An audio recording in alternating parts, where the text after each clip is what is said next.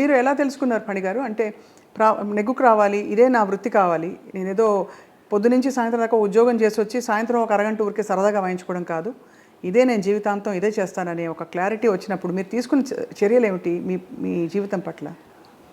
Degree అయిపోయాక నిజానికి degree ఇంకా పూర్తిగా కాలేదు, అప్పుడు సెకండ్ ఇయర్ అవుతోంది.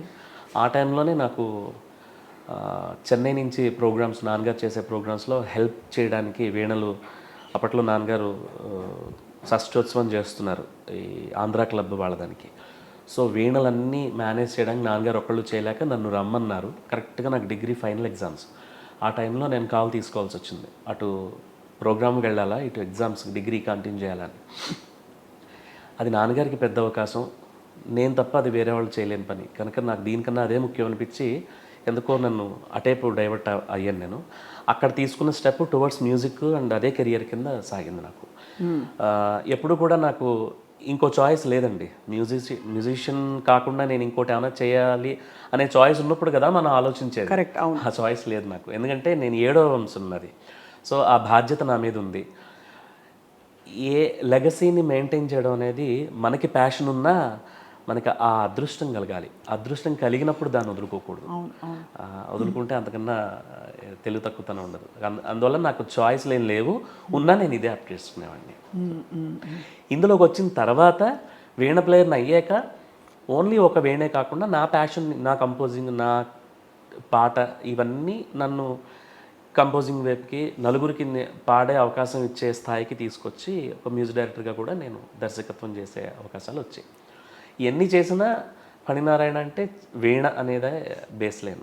వీణ కళాకారుడిగానే నాకు అదే ఇష్టం. అవునవును, అయ్యో ఎంత లేదని. చాలామంది నన్ను ఇన్విటేషన్స్లో కానీ లేకపోతే సమ్ మ్యూజిక్ డైరెక్టర్ అంటే ఎందుకో నాకు నిజానికి మ్యూజిక్ డైరెక్టర్ అనే వర్డ్ చాలా పెద్దదే. వీణ ప్లేయర్ అంటేనే నాకు ఇష్టం, ఎందుకంటే నా ఉనికి, నా గుర్తింపు దానివల్లే కదా వచ్చింది. దానికన్నా పెద్దదేది నాకు వద్దు. వీణ ప్లేయర్గానే నాకు అదే నాకు మనసుకి ఆనందాన్ని ఇచ్చేది. దాదాపు శాస్త్రీయ కచేరీలు కూడా మీరు చేసుంటారుగా? క్లాసికల్ కాన్సర్ట్స్తోనే జర్నీ స్టార్ట్ అయిందండి నాది. క్లాసికల్ కాన్సర్ట్లో చేసి దాంట్లో ఇంకా ఏదైనా కొత్తదనం చేద్దామనే తపనతోటి దాంతో ఇటు వచ్చాను తప్పితే బేస్ అంతా క్లాసికల్లే. కర్ణాటిక్ క్లాసికల్ బిహే గ్రేడ్ ఉంది, అప్గ్రేడేషన్ పెట్టాను. 2-3 సార్లు టైం వచ్చినా నేను అదే టైంలో యూఎస్లో షోస్లో ఉండడం, బిజీగా ఉండడం, బెంగళూరు ఈ షోస్కి నాకు దానికి టైం చాలక నేను దానికి పార్టిసిపేట్ చేయలేకపోతున్నాను. కానీ ఇప్పటికీ క్లాసికల్ కాన్సర్ట్స్ కొంతమంది నన్ను పిలిచేవాళ్ళు ఉన్నారు కాకినాడ నుంచి. రేపు గానసభల్లో కూడా వెళ్ళి వాయిస్తున్నాను. ఈ పరుగుల రికార్డింగ్స్ దీంట్లో ప్యూర్ కర్ణాటిక్ క్లాసికల్ కాన్సర్ట్ అనేది నాకు ఒక చాలా పెద్ద రిలీఫ్ అనమాట. సో దాంట్లో ఎక్స్పెక్టేషన్స్ ఉండవు. ఇక్కడంటే ఈ పాట అది దీన్ని ఎక్స్పెక్టేషన్స్ ఉంటాయి. అక్కడ నేను ఏం వాయిస్తే అది వాళ్ళు రాగాలప్పని కానీ లేకపోతే నెరవలు కానీ స్వరకల్పని కానీ హాయిగా మీ ఇష్టం వచ్చినట్టు మనసారా వాయించుకోవచ్చు. ఆ తృప్తి అది వేరు. అది మీరు కానీ అదే ఒక విధమైన ఒక తన్మయత్వంతో మీరు రాజాసార్ పాటలు వాయిస్తారు.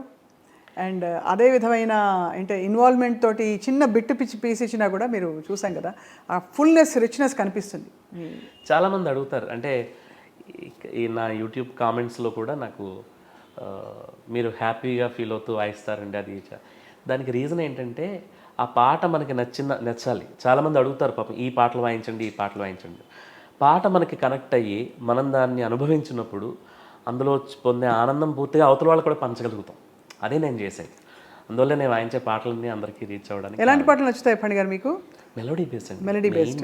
రెండు మీ నోట ఊరికే ఒక 2 పల్లవులో 2 లైన్లో ఏదైనా మీకు ఇష్టమైన జన బాహుళ్యంలో ఉండే పాటలు ఏమన్నా, అంటే సినిమా పాట కానీ మీ ఇష్టం? 1-2 అంటే చాలా కష్టమే మీరు అడిగిన దాంట్లో. యాజ్ ఎ మ్యూజిషియన్గా మీకు తెలుసు, ఎందుకంటే తర్వాత పని ఏంటంటే మిమ్మల్ని ఇలా సోఫాలో కూర్చోపెట్టి వీణ వాయించమని రిక్వెస్ట్ చేస్తాం. కాబట్టి ఈ పాట కార్యక్రమం ఇప్పుడైతే బాగుంటుందని.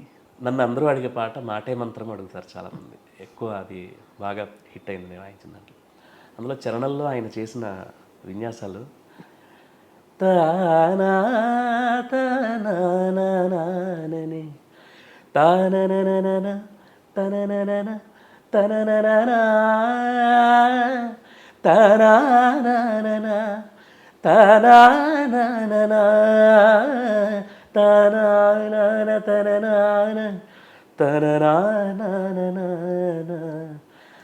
అంటే రాగానికి అతీతంగా, రాగాతీతం ఉంటాం కదా. సో ఒక రాగాన్ని కట్టుబడకుండా ఇంకొంచెం పైకి వెళ్ళగలిగితే ఆ అందం ఏంటి, అద్భుతం ఏంటి అన్నది ఒక్క ఒక్క చరణంలో చూపించారు రాజా గారు. గొప్ప పాట గుర్తు చేశారు.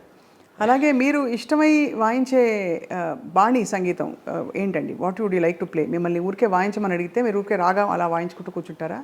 రాగలాపన వస్తుందండి ఫస్ట్ నన్ను అడిగితే తానం వీణవాడిని కనుక చెయ్యి ముందర తానానికి వెళ్తుంది.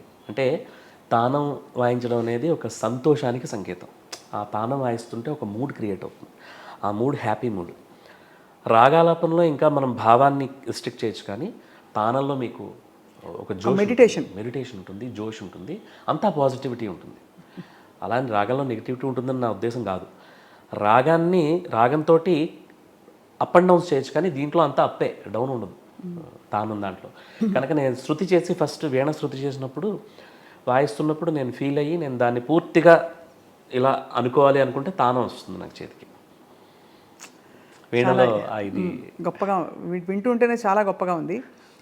పణిగారు, ఎప్పుడైనా ఈ మధ్యకాలంలో లైవ్ ఇన్స్ట్రుమెంట్ల వాడకం దాదాపు అంటే గొప్ప టేస్ట్ ఉన్న మ్యూజిక్ డైరెక్టర్స్ తప్ప లేదని చెప్పలేం, కానీ తగ్గించారన్నది వాస్తవమా?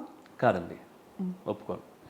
ఇన్స్ట్రుమెంట్ ప్లేయర్ లేక తగ్గుతోందేమో కానీ ఇన్స్ట్రుమెంట్స్ని ఎక్కడా తగ్గించలేదే. మీరు ఎందుకు వీణే తీసుకోండి, చిట్టుబాబు గారి దగ్గర నుంచి చిట్టుబాబు గారికి ముందర వీణ స్టార్ట్ అయ్యి చూసుకుంటే సినిమాల్లో యాక్చువల్గా ఈ సందర్భంగా ఒక మాట, నాకు చిట్టుబాబు గారు మానస గురు, ఆయన నాకు రోల్ మోడల్. అవునా? ఏమిటైనా అంటే వారు విద్వాంసులు, కానీ ఒక వైణికుడిగా చెప్పండి, ఆయన చెప్తాను ప్రత్యేకత ఏమిటని. వాయిస్తుంటే ఒక లాలిజ్యం అంటారు చూసారా, నాన్నగారు చెప్పేవారు చిన్నప్పుడు. వేరే వాళ్ళ క్లాసికల్ కాన్సర్ట్స్ వాళ్ళందరివి శాస్త్రీయబద్ధంగా కర్ణాటక రా ప్యూర్ డికాషన్ క్లాసికల్, పక్కా క్లాసికల్. ఇప్పుడు తదరిన మన తోడి కానీ, కరహల్పి కానీ, కాంబోజ్ కానీ, అఠాణ కానీ ఇలాంటి రాగాల్ని వీణ మీద పలికించడం ఇంకా కష్టం. వాటన్నిటిలో అద్భుతంగా నిష్ణాతులు ఉండి చేసిన వాళ్ళందరి వాయిద్యానికి ఈయన కూడా అంతకు మించి చేసిన మహానుభావులు చిట్టుబాబు గారు. కానీ ఆయన వాయిద్యంలో లాలిజ్యం ఉంటుంది. ఆ లాలిజ్యానికి నాన్నగారు ఒక ఎగ్జాంపుల్ చెప్తుండేవారు.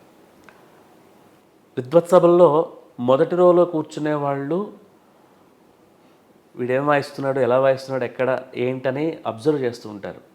కానీ లాస్ట్ బెంచ్లో కూర్చున్నవాడే నువ్వేమైంచిన ఆహాన్ తన్వేత్వం, వాడికి రీచ్ అవ్వాలి, వాడికి రీచ్ అయ్యేదే. ఇది చిట్టుబాబు గారు ఫాలో అయ్యేవారు. ఆయన చెప్పేవారట, చిట్టుబాబు గారికి నాన్నగారు బాగా దగ్గర, వాళ్ళ పెద్దబ్బాయికి నాన్నగారికి ఒకటే వయసు. అందువల్ల ఈ విషయం నాకు రీసెంట్గా నేను చిట్టుబాబు గారి అబ్బాయిని అమెరికాలో కలిసినప్పుడు కూడా ఆయన కూడా చెప్పారు. సో చిట్టుబాబు గారు ఒక్కసారే కలిసే అదృష్టం కలిగింది ఆయన్ని నేను. ఆయన వాయిద్యంలో ఆ కాపీ రాగం కానీ, లేకపోతే ఇంకొక కొమ్మలో కోయలు కానీ ఇవన్నీ వాయిస్తుంటే అలా నిద్ర వచ్చేస్తుంది. ఒక రకమైన మెడిటేషన్, తన్మయత్వం అంటాం కదా. మామూలుగా వీణ వాయిస్తుంటేనే బాగుంటుంది, ఆ నాదమే బాగుంటుంది. ఇంకా అందంగా దాన్ని ప్రజెంట్ చేయడం అనేది అద్దివేసిన చెయ్యి ఆయన్ని. ఆయన సినిమాల్లో కొంతకాలం వాయించారు. ఆయన అద్భుతమైన కర్ణాటిక్ ప్లేయర్ అయి ఉండి కూడా సినిమాల్ని కన్సిడర్ చేసి రిక్వెస్ట్ చేస్తే చాలామంది వాయించి, ఆ తర్వాత క్లాసికల్ కాన్సర్ట్స్కి కుదరట్లేదు షెడ్యూల్స్ అని ఆయన సినిమాలను పక్కన పెట్టి కర్ణాటకలోనే కంటిన్యూ అయ్యారన్న విషయం నాకు రీసెంట్ స్టోరీస్లో తెలిసింది. అది కూడా వారి అబ్బాయి నాకు తెలియపరిచారు. చాలా గొప్ప విషయం అది.